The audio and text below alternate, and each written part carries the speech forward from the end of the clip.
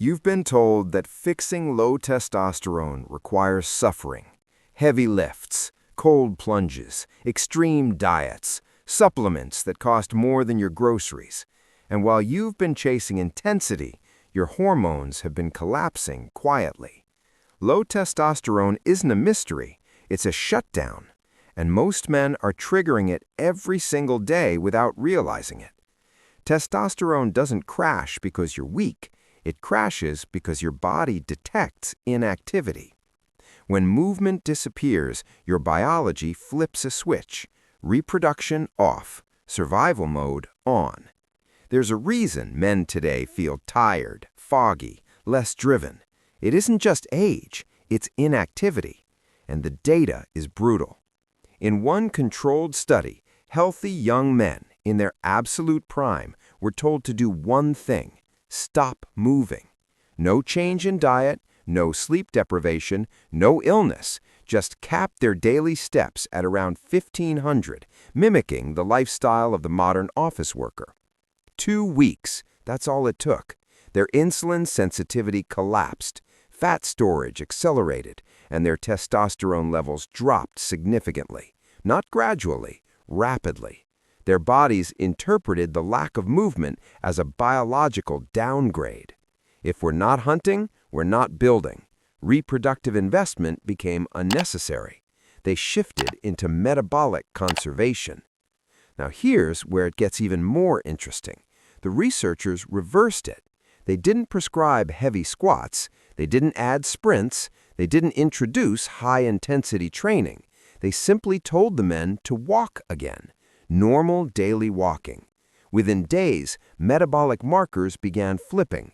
Insulin sensitivity improved. Fat metabolism normalized. Testosterone began climbing back toward baseline. Movement alone reversed the suppression. No injections, no extreme protocols, no biohacks, just movement. Then, in 2021, a massive national data analysis examined hundreds of men, tracking exact daily step counts alongside blood hormone levels. They didn't just find correlation, they found a measurable gradient. For every additional 1,000 steps per day, testosterone increased in a predictable, quantifiable way. This wasn't motivational advice, it was mathematical biology. But here's the hidden catch. Most men are walking wrong. They drift, they scroll, they shuffle without intention, and they trigger almost zero hormonal response. By the end of this video, you'll understand why your body suppresses testosterone when movement stops, the hormonal seesaw between cortisol and testosterone, how visceral fat chemically converts testosterone into estrogen, and the exact walking protocol that forces your system back into anabolic mode. You don't need more punishment, you need the right signal, and it starts with something so simple most men overlook it. Let's break down what's really happening inside your body the moment movement disappears. To understand why walking changes testosterone, we need to talk about theft. Not metaphorical theft, chemical theft. Your body uses the same raw material, cholesterol, to produce two powerful hormones, testosterone and cortisol. It cannot prioritize both at the same time. Imagine your hormone system as a strict financial budget.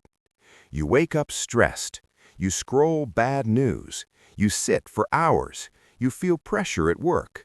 Your brain interprets all of this as threat. And when threat rises, cortisol wins. Cortisol is the survival hormone. It sharpens awareness, raises blood sugar, mobilizes energy. But here's the cost. Every molecule of cortisol produced is built from the same precursor pool that would otherwise become testosterone. This is called the cortisol steal. Your body literally diverts the raw materials away from building and into surviving. Now here's the part most men miss.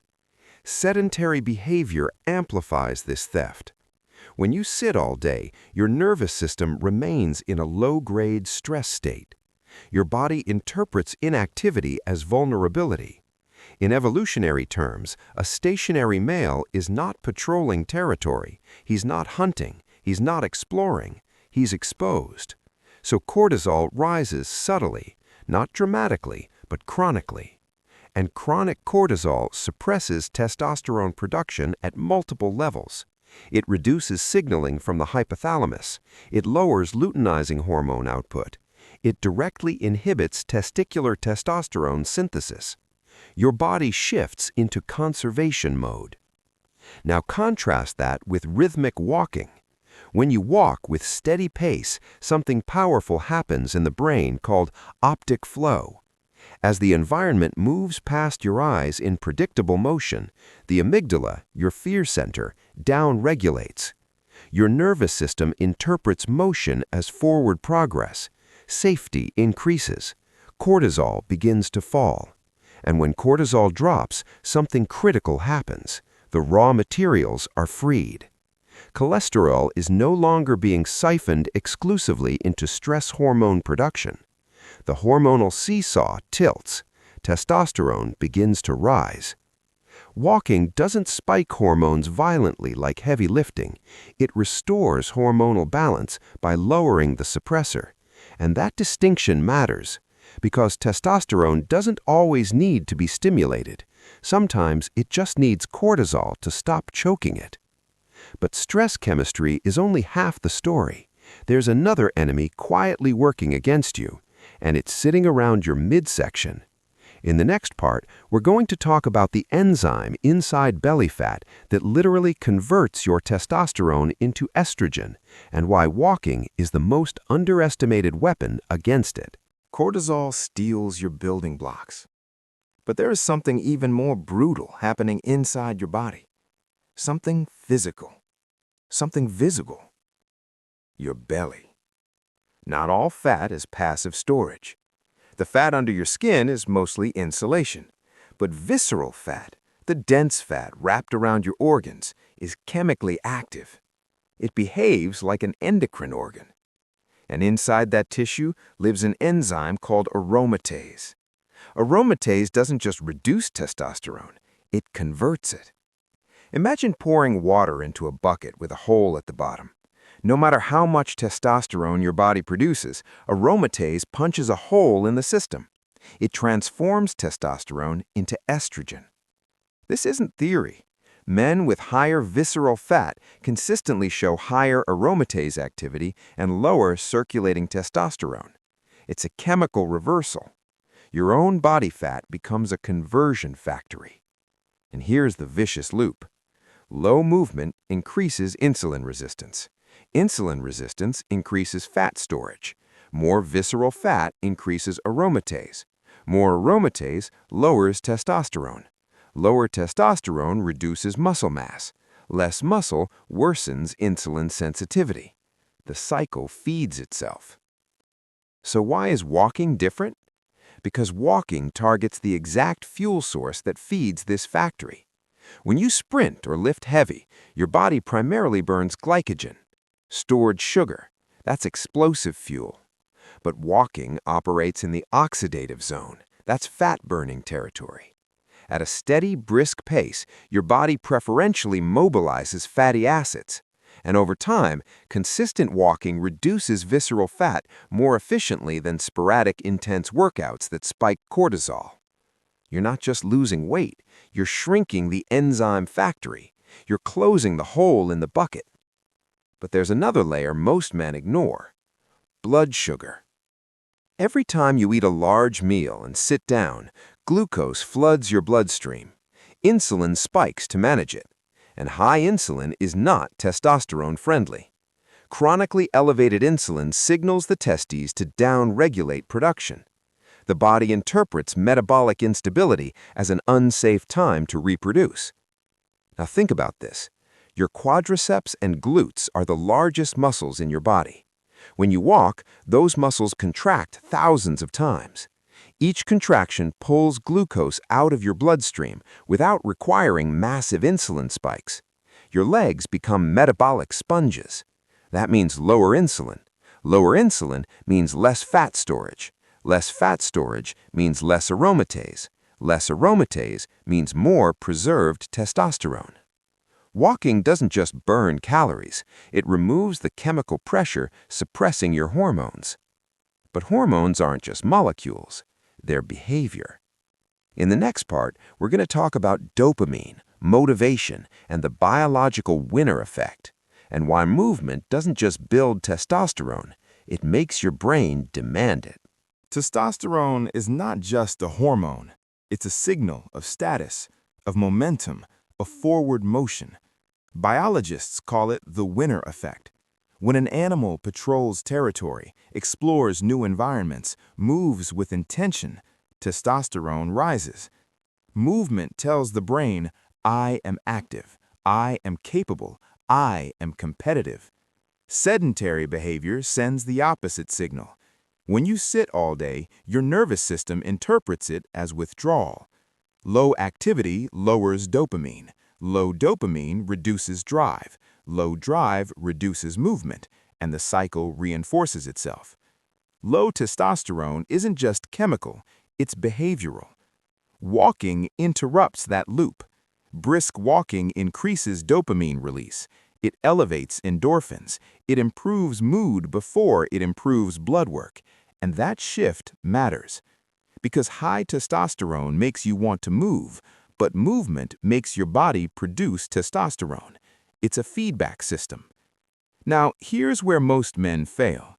They walk, but they walk wrong. They stroll, they wander, they check their phone. That's not hormonal movement. That's passive locomotion. If you want biological change, you need intentional walking. There are 3 pillars. First, pace. You should walk like you're slightly late for a flight. Not sprinting, not gasping, but purposeful. You should breathe heavier than normal. You should be able to talk but not sing. That's the oxidative sweet spot. Fat burns, cortisol stays stable. Second, timing. The most powerful window to walk is after meals. 10 minutes after lunch, 15 minutes after dinner. Your leg muscles act like metabolic sponges. They pull glucose out of your bloodstream. They blunt insulin spikes.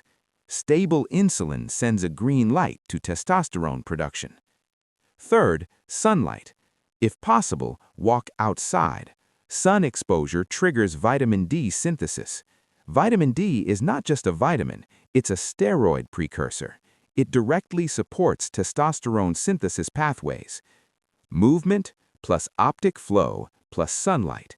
That's a hormonal trifecta.